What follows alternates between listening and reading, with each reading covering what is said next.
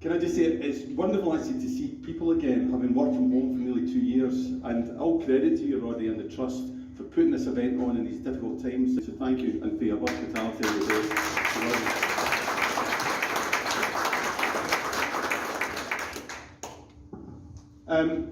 You know, exhibiting the Jacobites has been a popular pastime of museum curators, of cultural bodies, of august trusts such as this.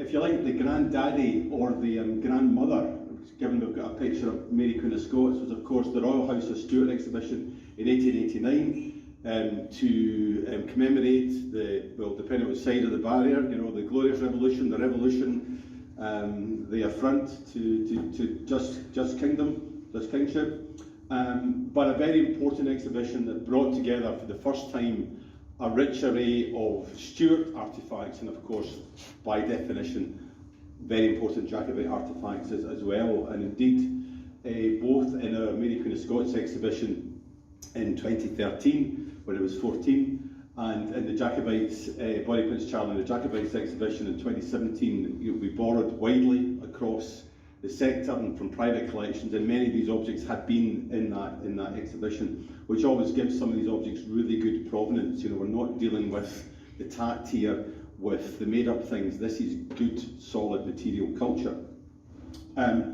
It's been great talking to, reconnecting with Aaron today and mentioning that Preston Pans have a building now, because I think, you know, the battlefield site's important, but this notion of a museum and a collection is something that people can focus on, apart from the, if you like, the environmental heritage. So I use, for example, here, I mean, there are Jacobite exhibits up and down the country, aren't there, of course, you know, from the south right up to the north. This is the fairly recently opened Jacobite room in Blair Castle, which is, if you haven't seen it, it's a tremendous, impactful exhibit. But just to give that impression, you know, this is a big story, it's a big national narrative, but can be displayed in so many ingenious, inventive ways, and that's your challenge, Roddy, going forward. Just a slight plug, but some of you will remember the exhibition, Bonnie Prince Charlie and Jacobites, which was the largest exhibition on the Jacobites for 70 years. In the late 40s and early 50s, there was a succession of Jacobite and Stuart-related exhibitions around in Edinburgh, in the Royal Scottish Academy and other venues, which was kind of like a truncated version, I suppose, of the Royal Stuart exhibition of 1889. Again, bringing in objects from many of the wonderful private collections that are out there. And that's the thing, there are still so many fantastic objects out there and artefacts that we had, and to be in such august company today, you know, it's quite nerve-wracking.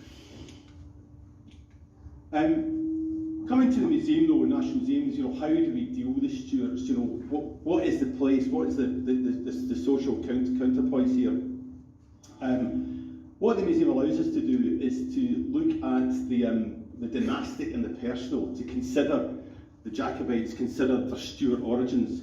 You know, so from the wonderful ampulla made in 1633 by Denison of Edinburgh for the coronation of Charles I in Edinburgh. This wonderful double-horned little ampulla which contained the holy oil which would be used to anoint the king, and therefore, of course, that was that very symbol of his divine rightness, if you like. To the personal, this little ring with the monogram of James VII, sorry, given to Sir Peter Halkett, who was a great Jacobite supporter, a supporter of the Stuarts in London, almost at that point when James was leaving for that second attempt to get to France to go into exile.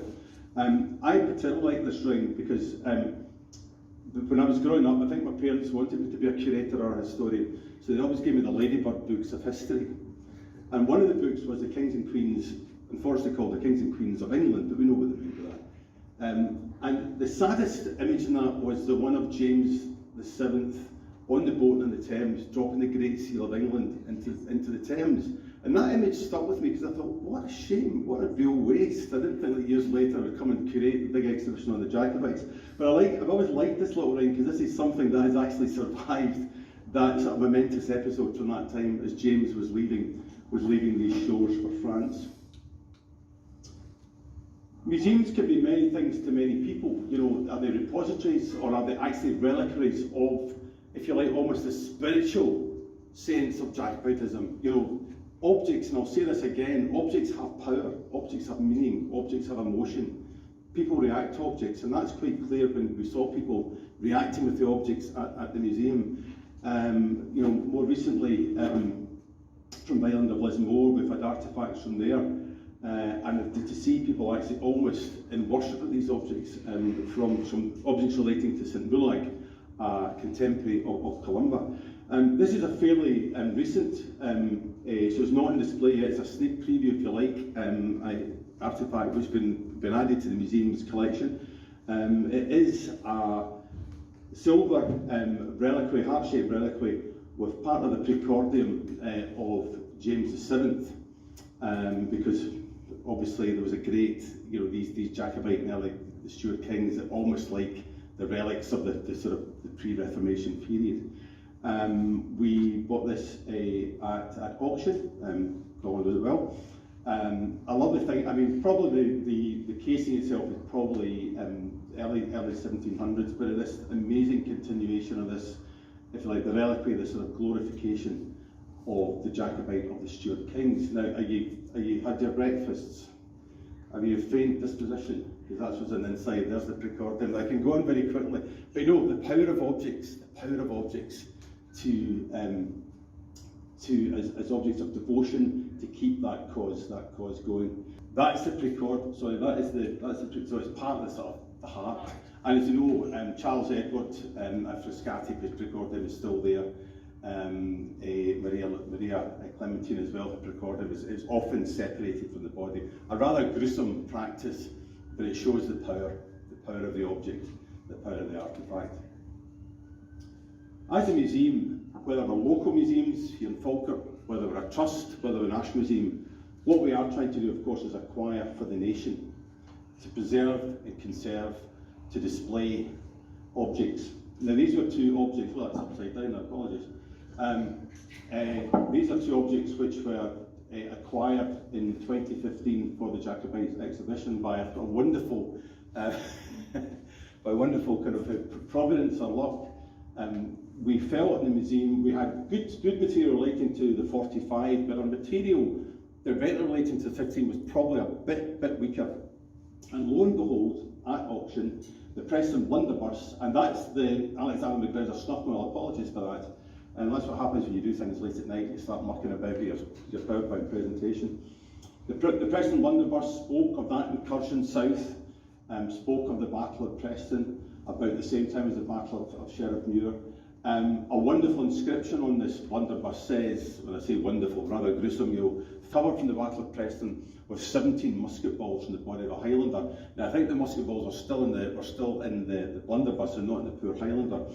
But this was clearly kept by a Hanoverian officer as a trophy of war, because the barrel and the stock were remodelled later on in the 18th century. Again, the power of objects. This was a trophy of war from the other side.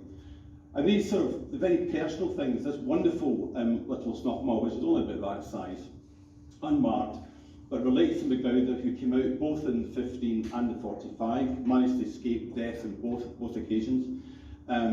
Wonderful Jacobite slogans on it: fear God and honour the King, be not given to changes, and Alexander MacGowder and Newgate Jail, London. So there was enough sort of like commerce between the imprisoned and a local silversmith to make this snuffmill, to allow MacGowder to enjoy a few home comforts in that dreadful place of incarceration. Colin and I know this object well, Colin particularly.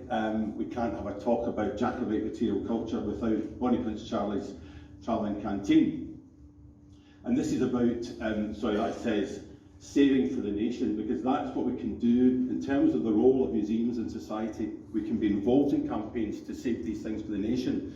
Now this is slightly different from acquiring. This is a step up, because back in 1984 we had with the then Heritage Lottery Fund, with a public campaign, we were able to stop this wonderful silver canteen being exported, having the export licence rescinded.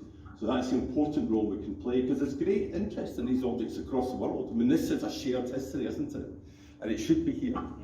They can look at it online. People are good friends in the States and Canada. But this tremendous, probably given to Charles Edward as a 21st birthday present. It's a seditious object at the time, because obviously it has the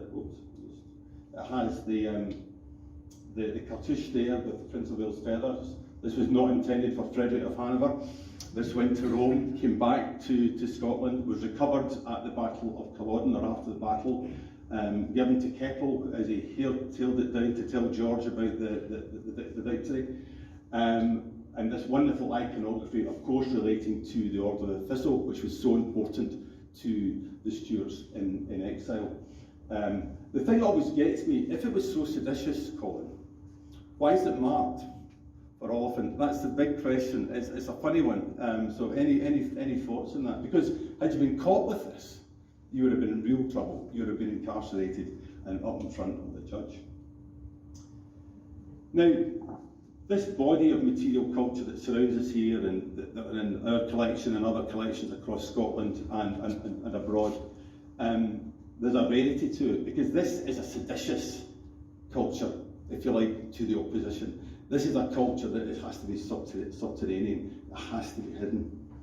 And that's partly because there's probably so many things still out there, and things have had to be destroyed or remade. But it's that rarity that we can bring and collect together in the museum. Now, I say, what is your Stradivarius now? Now, there are 650 Stradivarius violins in the world. That's not a lot, really, is it? But within National Museum Scotland, we have 4 of 39 surviving amen glasses. 650 Stradivarius, that's common. 39 amen glasses. Now, we don't know how many were made in total, but this is a rare body of material culture, and we're very, very fortunate and blessed in a way to have 4 of the 39. It's a fairly high proportion. I mean, to me, these are the absolute stars of the show, with the monograms, with Jacobite with Jacobite admonitions, with that national anthem, be it 4 or 2 verse version. This one, the Paddington glass, dating back to 1716, so just on the aftermath of the 15. As you can see, it's a wee bit cracked. The joke always between conservators and curators is that conservators get very kind of worried about the state of things. The worst thing for a conservator is a curator handling an object. Believe me, it's true. But we always say, well, it's not bad for its age. So it's not bad for its age. It's glass. It survived well. And really telling the story of Jacobite, because this is what objects also do. They help us to tell stories, and that's why they're so important and so impactful. So telling the story of the Murray-Threepland family of Finglas Castle, Perthshire. The Murray-Threeplands here, the glass from their family from 1720 to 1750, one that's a wee bit more difficult to date. Colin and I know this well, dating these glasses can be really, really difficult and awkward. But it's showing the wonderful, the lovely stem, the twisted stem, glorious objects, rich in iconography, rich in impact, rich in emotion. And then the Stuart glass, or we call it David Drummond because it's got this wonderful phrase on the foot, a bumper to the memory of Mr. David Drummond. Drummond was a Jacobite supporting banker who helped raise monies to get some of the Jacobites out of prison. But you know, a tremendously rare a body of material culture which says so much about the cause and the sort of permanence of the cause. And last but not least, this one here, we've got a little selection here, the lovely tear droplet in the stem, the Lochiel glass. Talking, of course, that great Jacobite supporting family up in the north, the Gams of Lochiel. So there you are. You know, never mind 650 violins. Here are 4 of 39 very, very rare glasses, which can be, and most are on display, can be displayed, can be seen, and can be made available. I'm going to give credit to a colleague of mine and a mutual friend of Colin ours, Ms Lindsay McGill. Lindsay's done a lot of great work for National Museum Scotland on the Order of the Thistle. And that's another thing that we can do with the museum. We can make these international connections more easily. This is a conundrum. I still don't think we've solved it, but we think it's possibly a version, it's not a matriculated version of the most ancient and noble order of the Thistle, and we think it's possibly one that relates to the Jacobite court in exile, probably at Saint-Germain-en-Laye. The famous scholar, of course, in this case, is St Andrew. The rededication, the rediscovery by the court in exile of the ancient and most noble order of the Thistle was very important for them to make these connections. But as a museum, we can make these connections. We've taken this, we've discussed this with colleagues in France, and there's every chance that this was used and made at that exiled court. We also like to scotch the myths, no pun intended, at the museum where we can do this. And the one that got most people was the wonderful fine hard tartan costume, acquired, commissioned, given to, we're not really exactly sure, to Sir John Hine Cotton. Everyone thinks this belonged to a rather corpulent Scotsman, but it's to show that impact, the broader impact of the Jacobite movement, made, of course, for an Englishman, Sir John Hine Cotton, one of the principal leaders of the Jacobite party in England in the years before the 45. Said to be the most largest man in England, and if you've seen it, which I'm sure many will have and know well, it was certainly of fantastically huge proportions. But it's to make that point too, that this is not just a Scottish movement, that we can show to the museum through collections that broader international and national dimension of the Jacobite movement. Unfortunately, the slides are slightly off here, but as you can see, this wonderful little golden enamel ring. And this is the museum. The museum can act really as a piece of living history. This ring was probably made in about 1750 by Adam Tate, who was a Jacobite exile in Paris, exiled there after the 45. The wonderful little gold medallion in the bezel is based on the Lemoyne bust, the only bust of Bonnie Prince Charlie. There were little gold medallions which were made and then exported and then distributed around Jacobite supporters. This one found its way into a ring. What's interesting about this, that this ring comes into the collection of National Museum Scotland in the 1780s. It's one of the first objects to come into the collection of the then Society of Antiquaries of Scotland. Charles Edward is still alive. That's real living history. We talk about living history today, but that's living history from the 18th century. A beautiful ring, and of course one of these little hidden motifs that you can show only to friends. And of course with that great Jacobite motto, "Dum spirat spell, while he lives, I hope." The other thing we can do in the museum is not just about curators. I mentioned the conservators and the research that can go into these objects to uncover more about them, to tell us more about their hidden stories. On the run-up to the exhibition, we were able to look at these two fantastic objects. The Taj, which again was sent out to Charles Edward by the 3rd Duke of Perth in about 1739. And this wonderful backsword by Candler of London, again sent out a bit later. We know that the Duke of Perth sent out 2 full sets of Highland dress to the 2 princes in Rome, and particularly Charles Edward was seen parading about Rome with them on, proud, almost worn as a sort of fancy dress, but Perth reminds them, of the importance of this garb, of this connection with these people.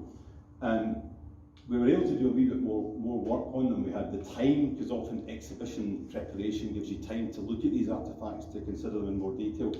And we were able really to sort of ponder that the Candler sword was the one sent to Henry Benedict in that suit. Now there's a recent article that disputes this by Professor Corp and a former colleague from the National Armouries in Leeds, but we're still pretty convinced that these are the objects that were sent out to the 2 princes.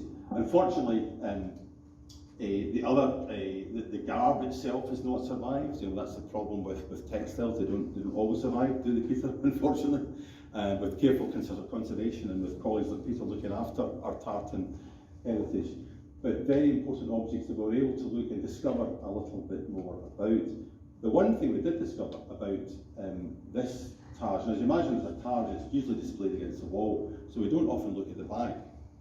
Anyway, the wonderful thing about working for National Museum of Scotland, we're a multidisciplinary museum. So we were working down in the conservation labs, looking at this leopard skin back to this Taj. And my colleague Andrew Kitchener, who's one of our national historians, passed by, and our records describe it as leopard skin. It's been called that in labels, in exhibition catalogues. Andrew walked by and looked at that and said, "That's a very nice jaguar skin you've got there." So it just shows you we're finding out every day more about these objects. We don't have the full story yet. In the museum world, every day is literally a school day. The other thing that we can do in the museum is make wonderful contexts and connections, where through exhibition or display or research we can bring objects together. One of my favourite ones is the beautiful little polychrome enamel glass, commissioned about 1775 by Thomas Erskine, who became the 9th Earl of Kelly. He was a member of the Stuart Club. Now the Stuart Club was the last real active post-Culloden Jacobite group within Edinburgh. They met at the home of John Stuart, who's related to the Stuart Amen Glass earlier in my talk. And they would meet every year on the 31st of December to celebrate the Prince's birthday, have a meal and have a convivial time, and bring in the New Year as well, or the New Year. But in 1787, whilst in Edinburgh, James Stewart invited one Robert Burns to this dinner. And Burns accepted, and we have the letter of acceptance in the collection. That's the letter on the backdrop here. And again, that connection that to me, of all the objects that brought the whole Jacobite thing to life, brings it closer to our age, is that, again, the Prince was still alive when that letter of invitation was issued to Burns and accepted. One of these wee glasses came up recently, didn't they, Colin? Yeah, lovely. One of my very favourite objects, that wonderful rendering of the Prince in his glory, and of course with his badge of the thistle. And there's a legacy to this, to Jacobite material culture. As I've said, not from the sublime, but from the ridiculous, the power of objects, from the posing side, if you like, here. This poor Sonny's mistake, this poor, uncouth, unfettered Scotchman who doesn't know how to use a latrine with his legs stuck through the apertures. What's actually important about this, it's meant to be offensive, you're meant to be offended, but what's important, that the original paper engraving does not exist. That is actually no longer in existence. It's only found on this piece of material culture. So here we see the power of objects to present positions, to present propaganda, and one of a number of important export bowls that came from China, from Xinjiang province and Jiangxi province out to the west in the late 18th century. We received poor Sonny by the original by an English artist called Robert Saughton. But this story continues. There's also a space for reconciliation. And we have in the museum, and you'll know these well, I'm sure, the Appin Stuart Regiment of Colours and the King's Colour of Barrows Regiment of Foot. And again, this shows the power of objects, either to divide, to heal, to bring people together. A space for reconciliation. These objects were, the Barrows Regiment of Foot was collected by David Garth. The Stewards of our Shield was within the Stewart family. And these were brought together by General Stewart Garth and was given to the Stewards of Ballygullish with the express purpose that the flags which were opposed to each other at Culloden and they hang side by side in the museum might thereafter rest in peace side by side. Showing that power, I mean, this is an amazing survival from Culloden, really, when you think that the colours were all collected together and then taken to be burnt as a place of public execution. One, Donald Livingston, wraps himself in the colour I mean, I think at least 17, it said that the family story says at least 17 Jacobite soldiers had the flag, had the banner, until Livingston safely took it from the battlefield. Stuart of Garth manages to acquire the King's colour and then gives them to the Stuarts, who then, of Ballygillies, who then present or sell them to the Stuart Society in the early 1930s. And very quickly the Stuart Society see the wider impact of the wider importance of this story, and they're presented to a forerunner of our National War Museum in 1931. So objects do have the power to inspire, to divide, to evoke emotion. That's just been a run round through some of the objects within National Museum Scotland today. I would encourage you to come to Edinburgh once it's safe to do so, and have a look at more. And just as a little backdrop, just some of the richness of another battle, the objects that represent that. Thank you very much for your attention.